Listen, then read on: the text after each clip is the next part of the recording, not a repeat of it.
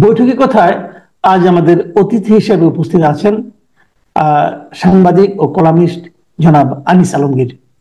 জনাব আনিস আলমগীর, আপনাকে আমাদের অনুষ্ঠানে স্বাগত জানাচ্ছি। আশা করি আপনি আমাকে শুনতে পাচ্ছেন। জি জনাব আনিস আলমগীর, আমি আপনার সঙ্গে আসলে অনেকদিন ধরে পরিকল্পনা করছিলাম যে আমরা একটা আলোচনায় বসবো। তো আপনারও আমার সময় মিলছিল না, আপনিও খুব ব্যস্ত থাকেন, আলোচনা বুঝতে পারছিলাম না। কিন্তু আজকে এমন একটা দিন শুরু করলাম আমাদের আলোচনাটা, যেদিন পুরো দেশে একটা আপনার আমি মনে করি একটা জটিল পরিস্থিতির উদ্ভব হয়েছে। মানে এই নতুন সরকার দায়িত্ব নেওয়ার পর এই ধরনের একটা ঘটনা ঘটবে, এটা হয়তো আমার দিক থেকে আমি প্রত্যাশা করি নাই। তো তারপরেও তো কিছু ঘটনা ঘটেছে, এটা মানুষের ক্ষোভ আছে, আবার সেই ক্ষোভকে উস্কে দেওয়ার মতো কিছু ঘটনাও হয়তো আছে। তো এই যে গতকালকে শেখ হাসিনার একটা ভাষণ দেওয়ার ঘোষণা, পাশাপাশি ছাত্রদেরও একটা ভাঙচুরের ঘোষণা, এবং তারপর শেষ পর্যন্ত 32 নম্বরকে বুলডোজার দিয়ে ভেঙে দেওয়া, এই যে পুরো বিষয়টা, এটা নতুন করে ব্যাখ্যা করা কিছু নেই, কিন্তু আপনি এই বিষয়টাকে কিভাবে দেখছেন? এর প্রেক্ষিতে আপনার মনে কি চিন্তার উদ্রেক হয়েছে, এটা যদি আপনি আপনার মতো করে একটু বলেন। আমি প্রথমত এটাকে দেখি যে একটা নৈরাজ্য হিসাবে। আমি নৈরাজ্য এই জন্যই দেখি, আপনি যদি খেয়াল করেন 5ই আগস্ট যেটা ঘটেছিল, সেই সময় একটা শেখ হাসিনা পালিয়ে গিয়েছিলেন, বা উনার ভাষায় উনি পালাতে বাধ্য হয়েছিলেন, কিন্তু দেশে কোনো সরকার ছিল না। কাকে কে দোষ দেবেন? তখন এমন এক পরিস্থিতি দেশের মধ্যে বিরাজ করছিল, একটা আহ অরাজকতা পরিস্থিতি সেদিন তৈরি হয়েছিল, সেটা আমরা অ্যাকসেপ্ট করতে হয়েছে আমাদের। এটা মানে না করে কোনো উপায় ছিল না, যে না এটা এই করা যেত সেই করা যেত, বলা যায় যে বহু কিছু করা যেত, কিন্তু বাস্তবতা ছিল যে সেদিন এটা প্রতিরোধ করার ক্ষমতা কারো ছিল না, বা থাকলে একমাত্র ইয়ের ছিল, আর্মি ছিল, কিন্তু তারা সেটাই ওই জায়গায় অ্যাকশন নেয় নাই। জনতার সাথে তারাও সুর মিলিয়ে এটা যা ঘটার করতে দিয়েছিল। কিন্তু গতকাল যেটা ঘটলো বা এখনো যেগুলো ঘটছে, এখানে তো সরকার আছে। একটা সরকার যখন থাকে তখন যদি এই ধরনের ঘটনা ঘটে, তারও বাড়িতে হামলা হয়, আজকে ওইখানে বঙ্গবন্ধুর বাড়ি হামলা হয়েছে তা তো না, আরো অনেকের বাড়িতে হামলা হয়েছে, ঢাকার বাইরেও হচ্ছে। তো এই যে এক একটা হামলা, এগুলোতে কিন্তু সাধারণ মানুষের ক্ষোভ, সাধারণ মানুষ বলবো না এগুলো, আমি বলবো যে যে বৈষম্য বিরোধী আন্দোলনের সঙ্গে যুক্ত বা এই গণ অভ্যুত্থানের সমর্থক কিছু লোকের যে উন্মাদনা, সেটা যেমন সত্য, তেমনি এটাও তো সত্য যে সরকার সম্পূর্ণরূপে নীরব হয়ে আছে। সরকারের কোনো একটা শব্দ নাই এই পর্যন্ত। আমি আপনার সঙ্গে যখন কথা বলছি সেই পর্যন্ত, তখন পর্যন্ত সরকারের কোনো একটা শব্দ উচ্চারণ করে নাই। একটা দেশে এই ধরনের ঘটনা ঘটার পরে আপনার একটা সাধারণ লোকের বাড়ি ও যদি আক্রান্ত হয়, সাধারণ লোকের বাড়ির সামনেও যদি কিছু লোক হ্যারাসমেন্টের শিকার হয়, এবং একটা লুটপাটের দৃশ্য আমরা দেখতে পাই, সরকারের অবশ্যই সেখানে অ্যাক্ট করার প্রয়োজন আছে। সরকার যখন সেটা অ্যাক্ট করে না, তখন বুঝতে হবে যে হয় সরকার এটা সমর্থন করছে, কিংবা সরকার এখানে অকার্যকর। এই জিনিসটা আমাকে আহত করছে, যে সরকার যদি করে যে না আমরা এটা সমর্থন করছি, তো সেটাও প্রকাশ্য করো, তাহলে কোন পলিসিতে এটা করছো সেটা থাকা উচিত। আর যদি পলিসি না থাকে, তাহলে যেটা হচ্ছে সেই যে মব দিয়ে কারো বাড়িতে আক্রমণ করা, এবং এই কালচার যদি চলতে থাকে, তাহলে এটা আমাদের রাষ্ট্রের জন্য ভালো যেমন নয়, তেমনি সরকারের জন্য ভালো নয়। কারণ আপনি আগুন নিয়ে খেলা শিখিয়ে দিচ্ছেন, আগুন ধরিয়ে দিচ্ছেন। এক একজনের বাড়িতে আগুন লাগিয়ে দেওয়া মানে হচ্ছে যে এটা শেষ না, এই আগুনের শেষ কোথায় হবে আমরা কেউ জানি না। এখন এইগুলোর পক্ষে যখন বলা হবে, তখন বলে যে এরা স্বৈরাচারের দোসরের পক্ষে কথা বলছে। এগুলো আরেক ধরনের মূর্খতা। যে স্বৈরাচারের দোসরেরও আবার, যাদেরকে আমরা মিন করছি, তাদেরও আবার মূর্খতা যে এই সরকারের সমালোচনা করছেন, এই সরকারকে তো আপনারাই সাপোর্ট করছেন। আমরা করবো না কেন? তোমরা যেগুলো করেছিলে তার তুলনায় যেটা হয়েছে সেটাকে আমাকে অ্যাকসেপ্ট করতে হবে। কিন্তু আওয়ামী লীগ এবং শেখ হাসিনার লোকজন এটা এটা এখনো বিশ্বাস করতে পারছে না Sheikh Hasina is a ousted prime minister. তার এই কথাটা আমি আপনি এখানে থামাই একটু তাহলে। আপনি যে কথাটা বলতে যাচ্ছেন শেখ হাসিনা সম্পর্কে, এই জন্য আমি থামালাম, যে এটাও তো অনেকে বলছেন এবং আমি নিজেও ফিল করি যে এই যে কালকে যে ঘটনাটা ঘটলো, শেখ হাসিনা যে এই সময় একটা ভাষণের কথা বলেন, ভাষণ দেবেন, তাও আবার মানে ছাত্রলীগের প্ল্যাটফর্মে, ওদের ওয়েবসাইটে দেখানো হবে, এটসেট্রা এটসেট্রা। এই ভাষণটা কি এই ঘটনাগুলোকে উস্কে দিয়েছে, অথবা এই ভাষণটা কি আসলে জরুরি ছিল, অথবা এই ভাষণটার মধ্যে কি আপনি তেমন কিছু পেয়েছেন যা নাকি না শুনলে জাতি হিসেবে আমাদের বিরাট ক্ষতি ক্ষতি হয়ে যেত? একজাক্টলি, আমি সেই কথাই আপনাকে বলছিলাম যে শেখ হাসিনা এই বাস্তবতা মানতে পারছেন না। উনি একজন আউটস্টেড প্রাইম মিনিস্টার। শেখ হাসিনার দলের লোকরাও এটা মানতে পারছে না। তারা মনে করছে যে তারা 5ই আগস্টের আগের অবস্থানে আছে। না, 5ই আগস্ট একটা বিরাট পরিবর্তন হয়ে গেছে দেশের মধ্যে। সেই পরিবর্তনের সেই বাস্তবতা আপনাদেরকে মেনে নিতে হবে। সেই বাস্তবতা হচ্ছে যে আপনাদের ক্ষমতায় আসতে অপেক্ষা করতে হবে। কিন্তু শেখ হাসিনা সেটা মানতে চাচ্ছেন না। আপনি যদি খেয়াল করে থাকেন, 15ই আগস্টও কিন্তু উনি কর্মসূচি দিয়েছিল সারা দেশ থেকে লোক আনার জন্য, ঢাকা শহরে জমায়েত করার জন্য। তো কি উদ্দেশ্য ছিল সেটা? অবশ্যই সেটা সেটা হচ্ছে চ্যালেঞ্জে ফেলে দেওয়া। তো এখনো উনি যেগুলো করছেন এগুলো উনি উনার উনার একটা লিডারশিপ কোয়ালিটি, যেটা আমরা এতদিন ধরে দেখে আসছি, যেটা বাংলাদেশে আমরা যদি বলি যে বঙ্গবন্ধুর পরে কোন জাতীয় নেতাকে যদি আমরা স্বীকৃতি দিই সেটা জিয়াউর রহমান। তারপরে যদি আমরা 90 দশকে আসি, বেগম খালেদা জিয়া এবং শেখ হাসিনা, তারা দুজনই আমাদের একটা প্রতীক রাজনৈতিক। এই চারজন ছাড়া তো আমাদের বড় দাগে কেউ নাই। কিন্তু শেখ হাসিনা যে সমস্ত কার্যকলাপ করছেন এখন ক্ষমতা হারিয়ে, তাতে মনে হচ্ছে যে উনি আসলে মানে এমন সব আচরণ করছেন যেটা দিয়ে ওনাকে ওনার রাজনৈতিক প্রজ্ঞা আসলে কতটুকু আছে, সেটার অভাব যে আছে সেটা দেখা দিয়েছে। উনি যে গত 16 বছর কিভাবে এই দেশটাকে শাসন করেছেন সেটা নিয়ে এখন প্রশ্ন আসছে যে উনার রাজনৈতিক বুদ্ধিমত্তা কতটুকু। উনার তো এটা বোঝা উচিত, আওয়ামী লীগের সেই অবস্থানে নেই, তাহলে সেই অবস্থানে যাওয়া পর্যন্ত ওনার অপেক্ষা করতে হবে। ওনার কি প্রয়োজন আছে যে ছাত্রলীগের ইয়েতে এখনই বক্তৃতা দেওয়ার? উনি মাঝখানে উনি কতগুলো সংগঠনের, দেশের বিদেশ প্রবাসী সংগঠনের ওই ব্যানারেও বক্তৃতা দিয়েছেন। কিন্তু এই কালকে যেটা দিচ্ছেন সেটা একেবারে জাতির উদ্দেশ্যে সরাসরি আমি অতটাই আসবো, লাইভে কথা বলবো। তার মানে কি? তার মানে আপনি আপনার বক্তৃতাটা জায়েজ করতে চান। এবং আপনি যে কথাটা বললেন, এই ওনার যে বক্তৃতা সেটা সারমর্ম মতো কিছুই নাই। সেই আমি কি করেছি, আমি কি করেছি, আমি কি করেছি, আমার কি দোষ, এই স্বজনহারা বেদনা, একই কাহিনী। তো আমার মনে হচ্ছিল যে অবশ্যই উনার কালকে এই বক্তৃতা দেওয়া এক ধরনের উস্কানি। আবার যারা এগুলা করছে তারাও একটা পরিকল্পিত ভাবে করেছে, এটা শুধুমাত্র যে তাৎক্ষণিক ভাবে করে ফেলেছে তা না। কারণ এই বুলডোজার গুলো কিভাবে আসলো, এদেরকে টাকা পয়সা কারা দিচ্ছে, এবং এই যে আপনার ঢাকার বাইরে আপনার যে বাড়িঘর পোড়াচ্ছে, তাদের পেছনে কে আছে? তো সবগুলো মিলিয়ে আপনি যদি চিন্তা করেন তাহলে মনে হয় যেন সব কোনোটা কোনোটাই অপরিকল্পিত না। শেখ হাসিনাও পরিকল্পিত ভাবে উনার ক্ষমতা হারানোর 6 মাসের মাথায় সেই দিনেই উনি বক্তৃতা দিচ্ছেন। আর এরাও ঠিক ক্ষমতা হারানোর 6 মাসের মাথায় ওই দিনে বক্তৃতা আপনার ইয়ে করছে, এই সরি চ্যালেঞ্জে নিয়েছে সারা দেশ থেকে তাদেরকে, তাদের তাদের বিরুদ্ধে নামার জন্য এবং বঙ্গবন্ধুর বাড়ি ডেমোলিশ করার জন্য। তো আমার মনে হচ্ছে যে আপনি যেটা বললেন, উস্কানি পাল্টা উস্কানি দুইটাই চলছে।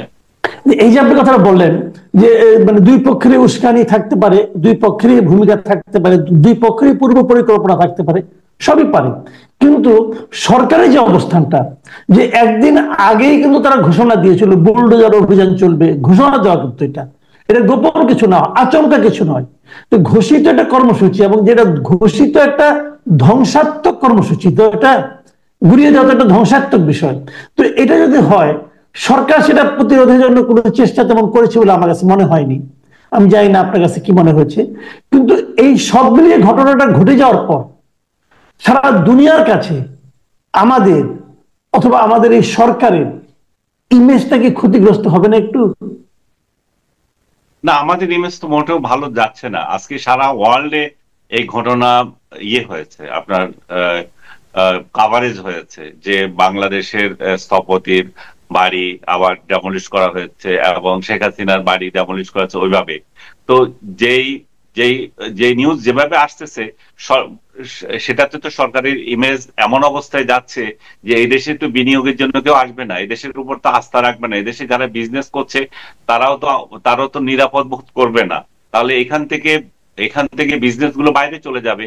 ইভেন বাইরের লোক আসবে কি, আমার দেশের লোকেই তো ইনভেস্ট করছে না। দেশের লোকে তো কেউ, আপনি শুনেছেন বড় ধরনের কোনো কারখানা বসিয়েছে, 2 জন লোককে চাকরি দিয়েছে, বরং চাকরিচ্যুত হচ্ছে। তো সরকার যদি এগুলা নিজেরা যদি আহ এইটুকু যদি না বুঝেন, এবং একটা সবচেয়ে বড় যে জিনিসটা আমি মনে করি যে এই সরকার ভুল করছে, সেটা হচ্ছে যে রাজনীতিকে রাজনীতি দিয়ে প্রতিরোধ করতে হবে। রাজনীতিকে তো আরেকটা নৈরাজ্য দিয়ে, সন্ত্রাস দিয়ে হয় না। আপনার আপনার এই সরকারের কি এমন কোন লোক নয় আওয়ামী লীগের রাজনৈতিক ভাবে কিভাবে মোকাবেলা করবে সেটা করার জন্য? শেখ হাসিনা তো কমপ্লিটলি মানে মানে ম্যাডক্যাপ আচরণ করছেন উনি। কিন্তু উনার রাজনীতি, উনার উনার দলেও এমন কোন ব্যক্তি নাই যে তাকে বোঝাবে যে এনাফ, আপনি হয়েছেন, আপনি পদত্যাগ করেন। এখন আপনি আপনাকে আউটস্টেট গভর্নমেন্টের প্রাইম মিনিস্টার হিসাবে আপনার দায়িত্ব এখন নতুন করে কাউকে নেতৃত্ব দেওয়া। আপনি যদি নেতৃত্বে আসতেও চান, সেটাও কাউন্সিলের মাধ্যমে আসেন। আপনি বাইরে বসে বসে বক্তৃতা দেবেন আর এখানে আমাদের জীবন বিপন্ন করবেন, সেটা তো হয় না। এবং সত্যিকার অর্থে তো উনার এই সমস্ত উস্কানির জন্য বিপন্ন হচ্ছে। 6 মাসে একটা পরিস্থিতি তৈরি হয়েছিল, একটা নর্মালাইজেশনের প্রক্রিয়া গিয়েছিল, গ্রামে গঞ্জে কিছু লোক তাদের ঘরে ফিরছিল। কিন্তু উনি এমন পরিস্থিতি তৈরি করেছেন যে এখন ঘরে ফেরা তো দূরে কথা, ঘরে আগুন লাগাচ্ছে। তো ওই আগুন দেওয়ার ক্ষেত্রে আমি মনে করি সরকারের যেমন অবদান আছে, তেমনি যারা এগুলোর পেছনে আগুন লাগাচ্ছে, বৈষম্য বিরোধী যারা আছে এই আন্দোলনে, যে ব্যানারে যেগুলো হচ্ছে, তাদের যেমন অবদান আছে, শেখ হাসিনার অবদান কোনো অংশে কম নয়। উনিও ঠিক একই ভাবে এখানে আগুন লাগাচ্ছেন। উনি চান এই দেশটা অস্থিতিশীল হোক। উনি প্রমাণ করতে চান যে আমি না থাকলে কি হয় দেখো, ইউনূস সরকার চালাতে পারে না। ইউনূসের ব্যর্থতা সেটা তো দেখবে, অন্য লোকেরা দেখবে। কিন্তু আপনি যেগুলো করছেন এখন, তো ইউনূসের ব্যর্থতা ঢেকে যাবে আপনার অপকর্মের জন্য। আপনি যে সমস্ত কার্যক্রম করছেন, সেটা দিয়ে মানুষ মনে করবে যে ইউনূস কি করবে, শেখ হাসিনা তাকে অস্থির করে রাখছে। ইউনূস বারবার বলছে যে আমাদের পুরনো, উনি বলেন নাই, ইউনূস সরকারের পক্ষ থেকে বলা হয় যে ওই শেখ হাসিনার প্রশাসন দিয়ে গেছে, আমরা তো কিছু করতে পারছি না, প্রশাসনের রন্ধে রন্ধে এখনো স্বৈরাচারের লোকগুলো। এগুলো তো হাস্যকর কথা, এগুলোতে বেশি দিন চলে না, তাই না? আপনি চেঞ্জ করেন, আপনি চেঞ্জ করেছেন তো। আপনি যদি দক্ষ লোক আর পান করেন, আমি যদিও মনে করি না যে এরা হচ্ছে রাজতন্ত্রের, প্রজাতন্ত্রের যে সমস্ত কর্মচারী, এরা কর্মচারী। কর্মচারীরা যদি কিছু ওভার অ্যাক্টিং করে থাকে এবং মিসডিডস করে থাকে, সেগুলোকে জেলে দেন। কিন্তু সবাইকে গণহারে ওই আমলে কাজ করেছো, তুমি এই আমলে কাজ করতে পারবে না, তাতে করে যে আমাদের অদক্ষ লোকজন সামনে চলে আসতেছে, বড় বড় চেয়ার ভোগ করছে, যাকে ইচ্ছা তাকে শুধু নিয়োগ দিয়ে দিচ্ছেন, কি যোগ্যতায় কিভাবে দিচ্ছেন, এগুলো এগুলো নিয়ে মানুষ হতাশ। এই সরকারের উপর যে জুলাই অভ্যুত্থানের যে একটা প্রত্যাশা ছিল, সেই প্রত্যাশার পারদ দিনে দিনে নেমে যাচ্ছে। এবং এই নেমে যাওয়ার পেছনে শুধুমাত্র শেখ হাসিনাকে একা দায়ী করলে হবে না, এইদিকে বর্তমান সরকার যারা আছে তাদেরকে দায়ী করতে হবে।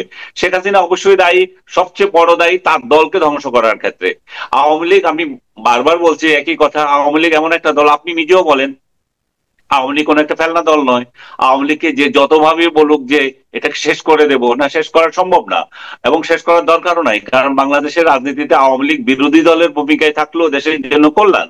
কারণ এখানে একটা আপনার অপোনেন্ট তো লাগবে, একটা একটা একটা এটা কি বলবেন আপনি, একটা এমন একটা ফোর্স আপনাকে বাধ্য করবে যে ঠিক মতো চলার জন্য, তাই না? একটা প্রেশার জি। গ্রুপ হিসাবে তো কাজ করবে। তো আওয়ামী লীগটাকে আপনি এমন এক এতিমের দল বানিয়ে ফেলেছেন এবং ফেসবুক ফেসবুক পেজ দিয়ে চালাচ্ছেন। এটা তো হতে পারে না। আওয়ামী লীগের তো একটা সংগঠন, তার নেতৃত্ব যেগুলো পালিয়ে গেছে এটা কিন্তু পালিয়ে যাক। এটা কিন্তু এবং আমি ৭৫-এর পরে আরেকটা কি কথা আওয়ামী লীগ হয় নাই? ৭৫-এর পরে হলে ছোট করে হলে তো সংগঠন হয়েছে, সে স্টাইলে চলুক দরকার হলে।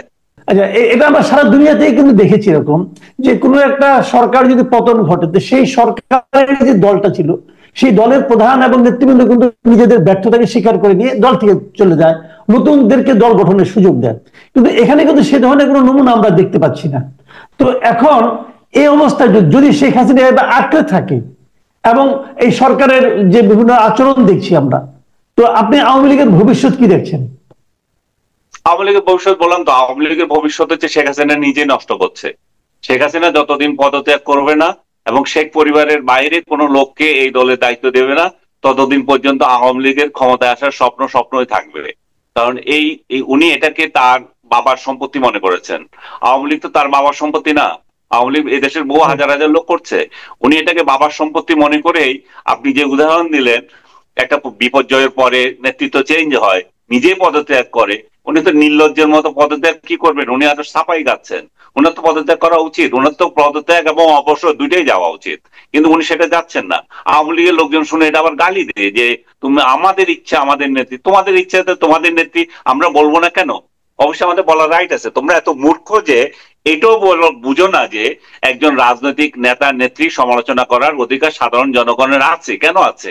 কারণ ওই লোক আমাদেরকে শাসন করবে, আমাদেরকে যে শাসন করবে তার সমালোচনা আমরা করবো না কেন? তোমার নেত্রী আর কার নেত্রী সেটা তো আমাদের দেখার বিষয় না। শেখ হাসিনা ঠিক একই কাজ করছেন, তার দলকে ধ্বংস করছেন।